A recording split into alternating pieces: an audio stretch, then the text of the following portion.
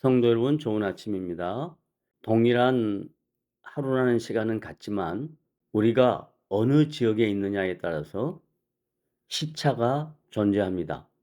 오늘 우리가 함께 생각해 볼 주의 말씀은 지난 시간에 이어서 신약성경 사도행전 5장 27절부터 42절까지 말씀입니다. 그래서 이 긴 본문의 두 번째 생각해 볼 단락은 사도행전 5장 33절부터 41절까지의 내용으로 그 당시 유대인의 교법사 가말리엘의 말이 기록되어 있습니다. 여기서 교법사란 종교적인 행위와 법적인 절차를 다스리는 그 시대 종교 지도자 중에 한 사람입니다.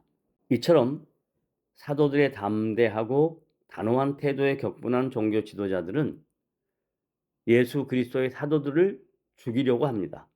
그러나 그때 백성들의 존경을 받고 있는 교법사 가말리엘이 일어나서 그들에게 이성적인 대응을 촉구함으로써 사태가 진정되어 가고 있습니다.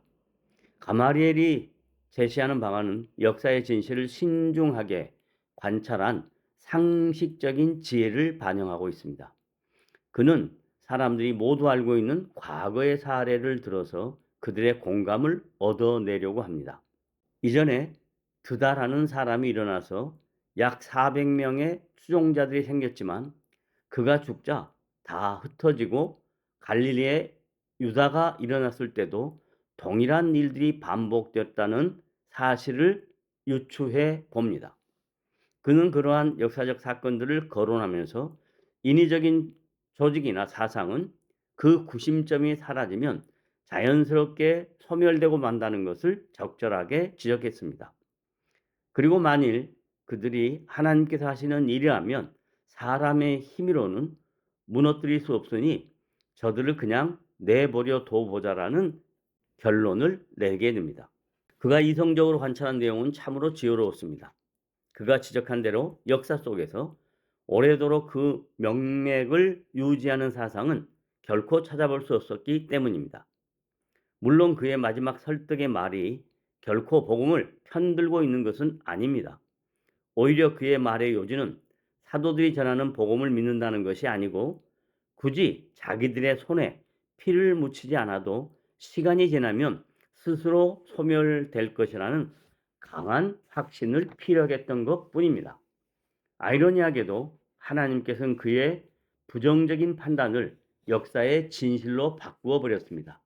참으로 오랜 역사 속에서도 복음과 교회는 사라지지 않았고 든든한 뿌리를 내리며 지금도 여전히 살아서 존재하고 있는 것입니다.